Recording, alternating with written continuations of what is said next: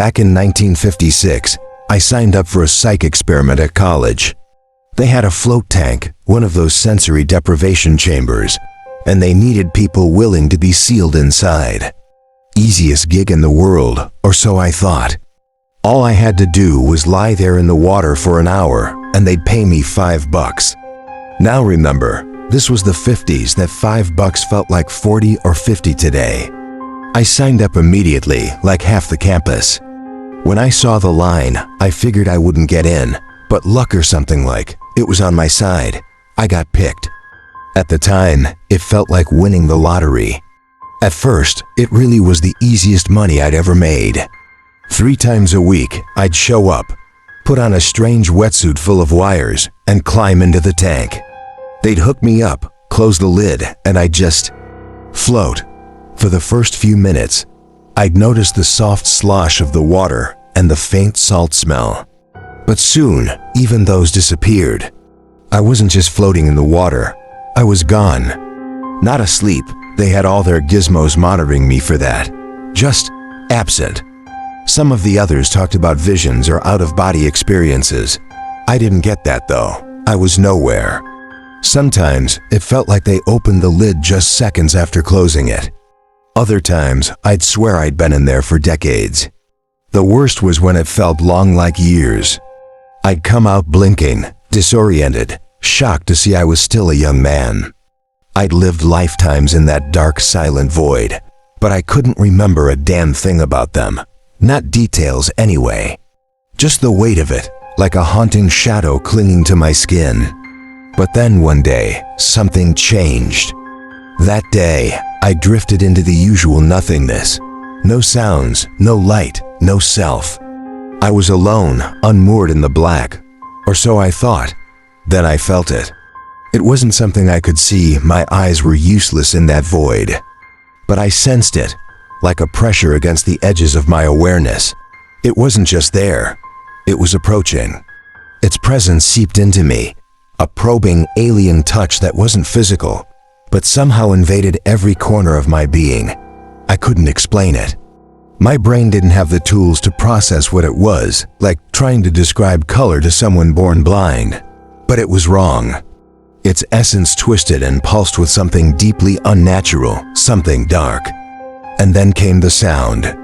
At first, it was faint, like the scratch of a metal rasp dragged over frayed carpet.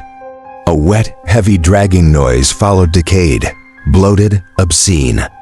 The noise crawled through the tank, growing louder, closer.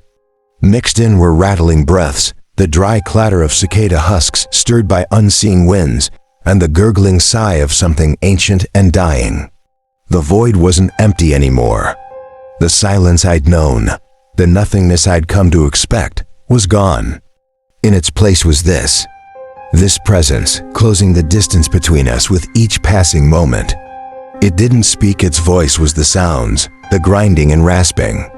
But I felt its intentions, murky and incomprehensible as they were. It wasn't curiosity. It wasn't malice. It was hunger. And then it touched me again, and I knew. Whatever this thing was, it had always been there, waiting in the void. And now it had found me. I was nowhere and I was no one, yet this thing saw me. It knew me, it was coming. In the blackness, where there should have been nothing, I sensed it. Almost saw it. A disturbance in the void. A wrongness where there should only be silence. It crawled closer, its presence running like cold fingers over my skin. I could hear it, every wretched, blasphemous noise it made.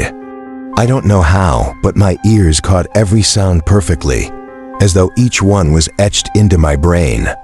The wet, dragging rasp of its movement, the chitter of skittering legs, the low, bone-deep hum of hunger, and then light. Suddenly, I was gasping, choking on the water, a rectangle of brightness searing my vision. The hatch above me had opened. One of the experimenters reached down, offering his hand to pull me out. I stumbled, shivering, and he asked with an arched brow, "Did you see something?" In the light, it felt absurd. Just a bad dream, a passing hallucination. But still, I told them. I described the sounds, replicated them as best as my human throat could manage. The experimenters listened, nodding, taking notes.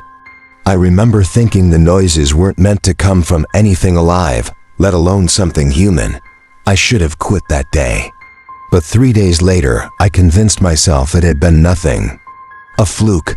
I wasn't about to give up the money over some silly nightmare. So back into the tank I went. And it came back. This time, I was waiting in the void when I heard it. That terrible grinding noise like brittle carapace scraping over stone, dragged forward by countless twitching legs. It was closer now, and I knew it was coming for me. I tried to run, but without a body, I had no way of knowing if I moved at all. The thing closed in regardless, closing whatever passed for distance in that unnatural void. I could feel its hunger, acrid and rotting, seeping into the air around me. Then the light again. I blinked furiously as I came back to the world, my heart slamming in my chest. "Something's got you spooked," one of the experimenters said. During the post-session interview, I repeated the sounds, more shaken this time. That's when they showed me the surprise. They'd put a microphone inside the tank to record. They wanted to pinpoint the source of the noises I described. We played back the tape, turning up the volume and leaning in. I expected nothing. Maybe faint lab sounds I had magnified in my imagination. But no, there it was. The grinding rasp, the whispers of tongues that shouldn't exist, the hollow rattle of something long dead and still moving. Quiet at first, but unmistakable. The sounds I had heard in the tank. "There!" I cried, pointing at the tape. The scientists exchanged confused glances. "We haven't restarted the tape yet," the assistant said, glancing at the still unmoving reels. I froze. The sound was still there, louder now. I scanned their faces, frantic. "Don't you hear it?" They didn't. And just like that, the noises stopped. Silence when they spoke, asking me to describe what I'd heard. I couldn't hear it anymore. But as the silence stretched on, I felt it again, distant, but dragging closer, always closer. I laughed it off. Told them the dark must have gotten to me, said I'd be back for the next session. But I lied. As I left the building, walking home, I heard it. Faint but persistent, stalking me in the pauses between breaths, between footsteps.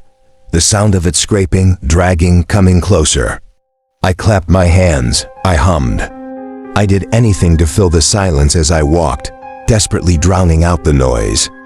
By the time I reached my dormitory, I was trembling. The thing in the void wasn't gone. It had followed me. And in the quiet moments, I could still hear it, waiting for the silence to claim me again. I woke in the dead of night, staring up at the ceiling fan, its soft, steady hum the only sound in the room. My chest heaved, heart hammering as though I had run a marathon. Slowly, the unearthly sensations ebbed away. The ghostly noises, the dry rustle, the unnatural touch I could almost feel on my skin faded into the background. The fan saved me. Its constant whir soothed my frayed nerves, drowning the oppressive silence. By bedtime the next night, I had almost convinced myself everything was fine. I fell asleep to its gentle spin, the rhythmic murmur anchoring me in the present. But it didn't stay fine. I woke again, this time with a scream trapped in my throat. My skin crawled as though icy tendrils brushed against it. The rustling was back like a desolate cornfield, the stalks brittle and rotted, swaying in a phantom wind. It was in the room. I flailed in terror, fumbling for the light switch, babbling nonsense to drive it back. My roommate bolted upright, tangled in his sheets, shouting, "What's going on?" "The fan!" I cried, panic making my voice crack. "Did you turn off the fan?" He stared at me, bewildered. "I was cold," he mumbled, his confusion plain. "Never again," I shouted, yanking the cord. The fan roared back to life, its white noise a blessed shield against the silent dread.